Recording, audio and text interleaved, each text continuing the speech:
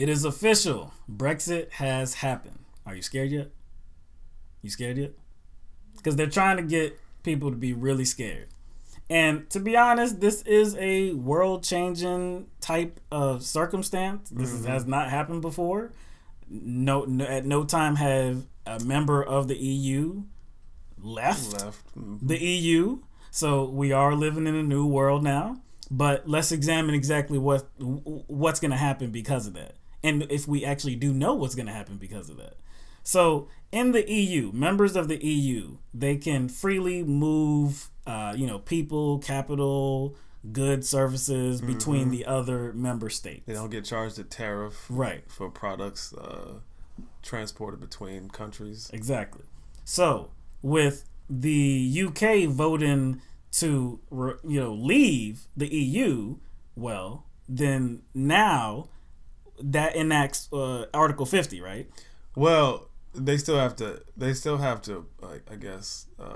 file it. Yeah. They still have to file it. Now the referendum was on the side. It was a vote. Right. But now they still have a choice. Right. They can still file it. Right. Now after filing, there's like a 2-year grace period where they have to negotiate the parameters surrounding the exit. So that's 2 years. Right. So they still have. It's not going to happen in a week. Right. Even if they file the Article 50. So what that means is that in those 2 years, they're allotted that time to kind of, re-examine their relationships with these other countries and how they're going to continue to do business with them. Yeah, just setting up, I guess. Essentially, I think they're standalone deals with them, and I think essentially that is still going to take even longer than 2 years because essentially you have to almost restructure governmental agencies within Britain. Right. You know what I'm saying? Yeah. Because they're going to be working on a totally a totally different context with the world now. Yeah. And then if they want trade deals with these other countries, they're going to have to set those up independently. So there's a lot of instability, uncertainty involving this whole exit, this Brexit. Of course, the UK, they have the world's 5th largest economy. So that's going to be felt around the globe. And in the United States, right after that vote, the next morning or the next day, the Dow Jones, I believe it closed about 500 points down.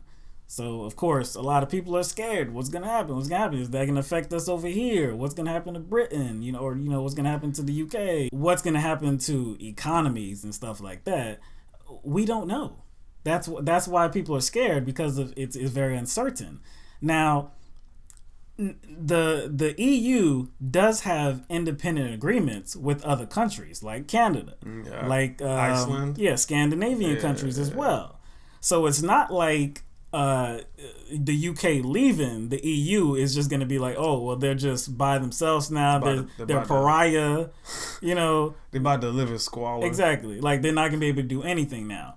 But the uncertainty, the problem is that who's to say these other member states in the EU may not retaliate. Yeah. It's like, okay, you want to leave? Exactly. Because France did say there's going to be consequences. You know what I'm saying? So establishing deals independently with those other nations might be troublesome. Yeah. You know what I'm saying? So that could have complications. Now, this whole thing was started by a far right-wing movement that was trying to place the blame on immigrants. They use bigotry to say this is what your problem is, regular people of the UK, and that sounds familiar, right? Sounds just like Donald Trump. Exactly. Donald Trump is using that same strategy here. Britain first, make America great again. Yeah, you know what I'm saying? It's the same thing. Mexicans, Muslims, that's your problem. The immigrants are taking your jobs. Exactly. I'm like, oh, your jobs. Okay. Your job. Like you're entitled to them. Yeah. Okay. So that's this whole strategy, and people believed in it because, look, when you have a system that's not working out for you, and when I say you, I mean most of the people, the masses of people in the UK, and here too. But if we're just talking about the UK, if you have a system in globalization that's not working out for you, you're going to be angry. And who's there to greet you? this far right wing movement talking about this is what your problem is. They got a boogeyman that says that's him right there. And see, the funny thing is why are people acting as if like it's almost like this affects globalization. It affects us only. You know what I'm saying? And if you think about the movement of workers between the countries in the EU, British people did the same thing. They can do the same thing. They could freely move. So were they taking the jobs from people in those countries? You see what I'm saying? It only works one way. It only works one way. Yeah. And you know, a lot of the complaint was, you know, all the public services these immigrants are using, and people are coming. I'm like, well, weren't they using public services too of the countries that they went into? This whole campaign too, this Britain first and leave the EU, it was filled with propaganda, and wrong propaganda too. People did not know what they were voting for. And just to give you an example, there was a message all across of the UK, all right, and people were saying that there was 350 million pounds that were going towards the EU every week, and that's factual. But they said that if you vote to leave the EU, then that money would go instead to the National Health Service. That turns out to be false. And nobody corrected that mistake. The UK Independence Party leader, this guy named Nigel Farage, he was being interviewed after this vote took place. The £350 million a week we send to the EU, which we will no longer send to the EU, can you guarantee that's going to go to the NHS? No, I can't, and I would never have made that claim. That was one of the mistakes I think that the Leave campaign made. Hang on a moment, that was one of your adverts. Well, it wasn't one of my adverts, I can assure you. Well, that was one of the Leave campaign's adverts. That money was going to go to the NHS. And I think they made a mistake. That's why many people have voted. They made a mistake in doing that. There was a tour bus going all across the UK. So he was like, hands off. Hands off. He was like, well, that wasn't me. I didn't say it. But he didn't correct this message either. So we don't know how many people voted based solely on that point that, look, we could save 350 million pounds of our money to be put forth towards something else that we need. But turns out that wasn't even the case. But it's too late now, right? It's too late. The vote has already been counted and they're leaving. So, I mean, that's crazy. Earlier on Friday morning, Bernie Sanders was being interviewed on Morning Joe, and this is what he had to say about Brexit. I think what this vote is about is an indication that the global economy is not working for everybody, you know. It's not working in the United States for everybody, and it's not working in the UK for everybody. When you see, you know, investors going to China and shutting down factories in this country and laying off over a period of many years millions of people are saying, you know what, global economy may be great for some people, but not for me. So what we need to do is create a situation where there is more international cooperation. We put an end to these horrific wars that we have seen over the years. But at the same time, we do not forget about the people left behind, and we make sure that we have jobs and income and health care for all of our people. So based off what you've said, then, is withdrawal from the EU then a mistake for the UK? I'll let the people of the UK make that decision. When you have people this angry in where they live, in the economy, in the politics, when you have that, a revolution is going to take place. Is it going to be a good revolution? Yeah, because we don't know. Yeah, because like, you know, this is a real boogeyman we have. Right. It is a real boogeyman. No one's denying that there's this big machine. Yeah, nobody's denying. No one's denying that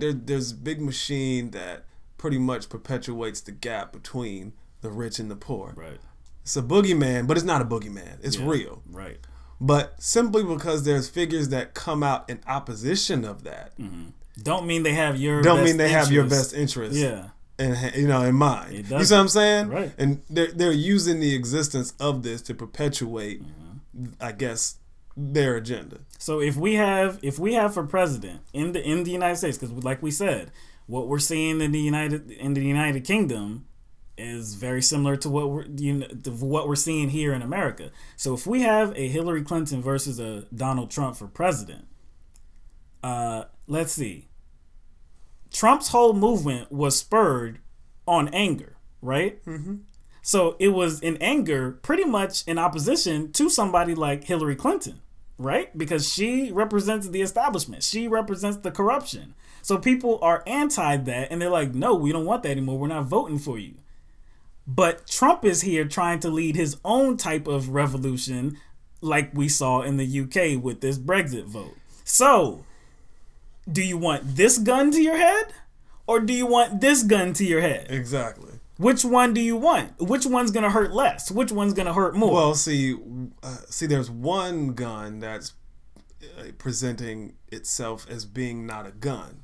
You know what I'm saying? It's presenting itself as being like... It's just the status quo. Yeah. You know what I'm saying? But people recognize that status quo isn't leading to successful outcomes for them and their families and their friends. People understand that in 2016. So that's why they're revolting against that status quo and that establishment behavior. So that's why they're able... if Trump gives you a boogeyman and that plays into your own prejudices... then hey, it all makes sense, right? That's what it's boiled down to right there. You just said it. Like you may be angry, which your anger may be valid, but like, where do those prejudices lie? Right. You know what I'm saying? So it's like, to me, like, what is the vehicle that is being used to mobilize your politics? That vehicle has a destination. Right. You know what I'm saying? And so I do think it's important that we examine, these things that are used to mobilize people. Right. Because that's going to determine the context to, I guess, how they move forward. You know what I'm saying? Or how they are going to expect the leadership to move forward. It's like, hey, you said it was these people, or you said it was because of this, and you said it was because of that. These people gonna be left. These people gonna be. They're gonna shut the back door on these people, man. We're gonna see how this all plays out. Like we said, it's very uncertain. We don't know what's gonna be the result. We're at the beginning stages of this. Like you said, they still have to file Article 50 to, I guess, kind of solidify the exit. Yeah, it's not like it's gonna happen next week. Yeah, 2 years. So it's still in works right now. There's a lot of chaos going on because of the uncertainty, but. This is not by a long shot over. So we still don't know what's going to happen. Send us your comments, your thoughts about what you think about this. Was the decision the right one for the people of the UK? Is it a true reset button? Or is it let the madness begin?